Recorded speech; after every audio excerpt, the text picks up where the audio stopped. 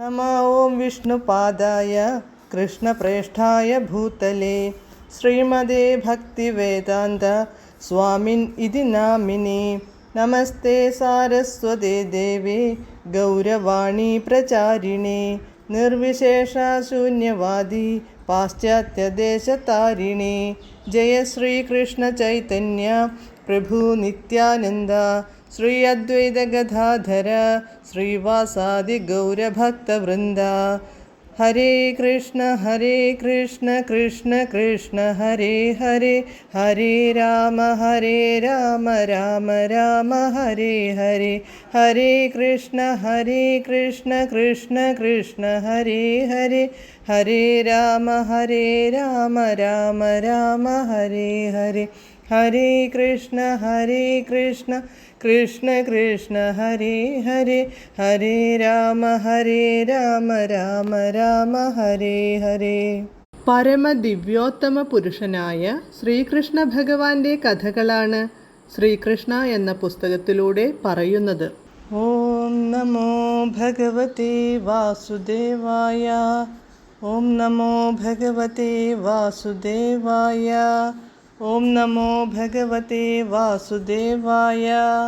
നാരായണം നമസ്കൃത്യ നരം ചൈവ നരോത്തമം ദേവീം സരസ്വതീം വ്യാസം തതോ ജയമുദീരയേത്.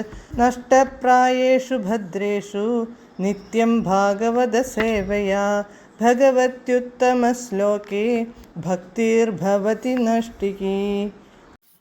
അധ്യായം 76 സാൽവമോക്ഷം, പേജ് നമ്പർ 746.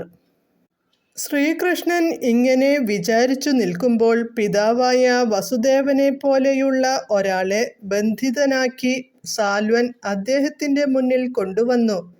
ഇതൊക്കെ സാൽവൻ്റെ നിഗൂഢ ശക്തിയുടെ സൃഷ്ടികളായിരുന്നു. സാൽവൻ കൃഷ്ണനോട് പറഞ്ഞു തുടങ്ങി, എടാ തെമ്മാടി കൃഷ്ണ, നോക്ക്, നിനക്കു ജന്മം നൽകിയ നിന്റെ പിതാവാണിത്.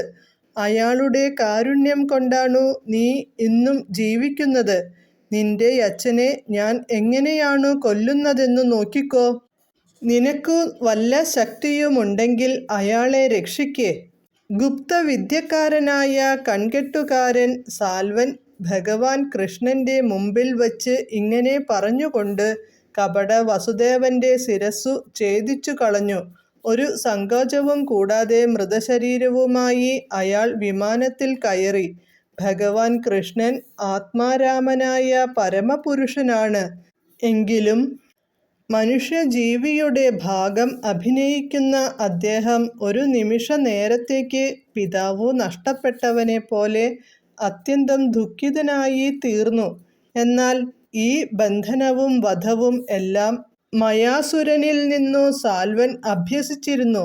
ഇതൊക്കെ നിഗൂഢ ശക്തികളുടെ പ്രദർശനങ്ങൾ മാത്രമായിരുന്നുവെന്നു അദ്ദേഹത്തിനു മനസ്സിലായി. ബോധം വീണ്ടും കിട്ടിയപ്പോൾ ദൂതനോ പിതാവിൻ്റെ ശിരസോ ഒന്നും അദ്ദേഹം അവിടെ കണ്ടില്ല.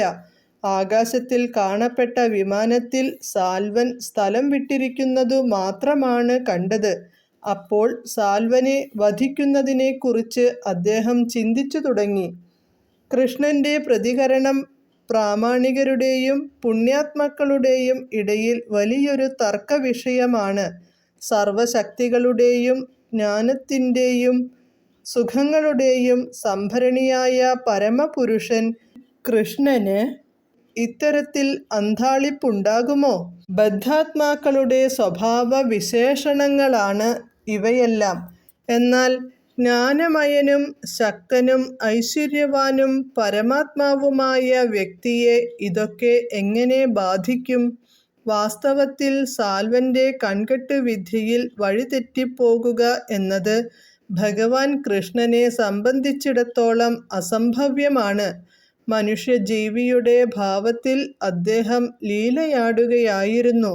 ഭഗവാൻ കൃഷ്ണന്റെ പാദപത്മങ്ങളിൽ ഭക്തിയുത സേവനം നടത്തുന്നതിൽ വ്യാപൃതരായിരിക്കുന്നവരും അതുവഴി ആത്മസാക്ഷാത്കാരത്തിൻ്റെ സമുന്നതമായ സമ്പൂർണത കൈവരിച്ചവരുമായ വലിയ പുണ്യാത്മാക്കളും ഋഷിമാരുമെല്ലാം ജീവിതത്തിൻ്റെ ശാരീരിക സങ്കല്പങ്ങളുടെ അന്താളിപ്പുകളെ ഉല്ലംഘിച്ചവരാണ്.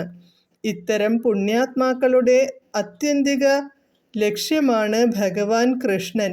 പിന്നെങ്ങനെ സാൽവന്റെ മായാജാലത്തിനു കൃഷ്ണനെ അന്താളിപ്പിക്കാൻ കഴിയും? ആ പരമ വ്യക്തിയുടെ മറ്റൊരു ഐശ്വര്യവിശേഷണമാണിത് എന്നു വേണം കരുതാൻ. തൻ്റെ നിഗൂഢാത്മകമായ ചിത്രീകരണത്തിൽ കൃഷ്ണൻ അമ്പരന്നു പോയെന്നു കരുതിയ സാൽവൻ ഉത്തേജിതനായി. വർദ്ധിത വീര്യത്തോടും ശക്തിയോടും കൂടി എണ്ണമറ്റ ആയുധങ്ങൾ ചൊരിഞ്ഞ് അയാൾ ഭഗവാനെ ആക്രമിച്ചു തുടങ്ങി. എന്നാൽ സാൽവന്റെ ഈ ഉത്സാഹം അഗ്നിയിലേക്ക് അതിശീഘ്രം പറന്നടുക്കുന്ന ശലഭങ്ങളുടെ ആവേശത്തിനു തുല്യമായിരുന്നു. അഗാധമായ ശക്തിയോടെ ഭഗവാൻ അസ്ത്രപ്രയോഗം നടത്തി.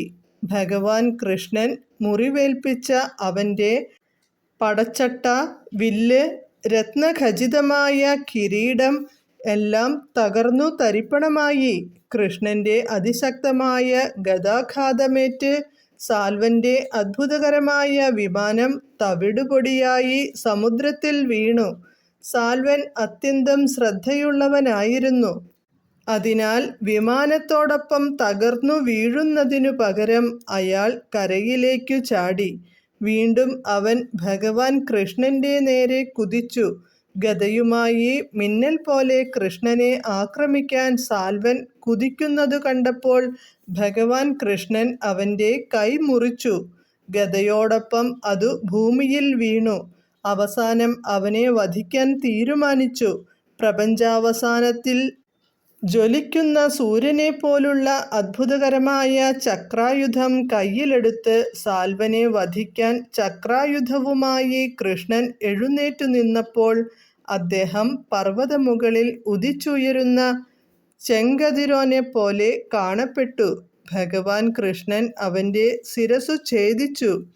കിരീട കുണ്ഡലങ്ങളോടു കൂടിയ ആ ശിരസ്സ് ഭൂമിയിൽ പതിക്കുകയും ചെയ്തു.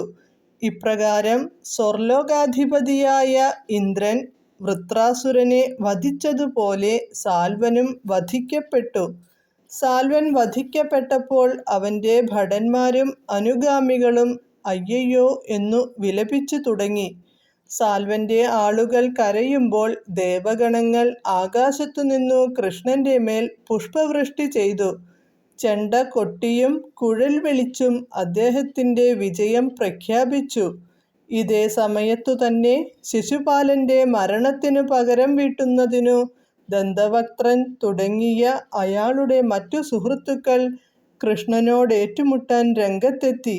ഭഗവാൻ കൃഷ്ണന്റെ മുമ്പിൽ ആവിർഭവിച്ചപ്പോൾ ദന്തവക്ത്രൻ അത്യന്തം കുപിതനായിരുന്നു. ഇപ്രകാരം കൃഷ്ണൻ എന്ന ഗ്രന്ഥത്തിലെ സാൽവമോക്ഷം എന്ന 76-ാം അധ്യായത്തിൻ്റെ ഭക്തിവേദാന്ത ഭാഷ്യം സമാപ്തം. ഹരേ കൃഷ്ണ.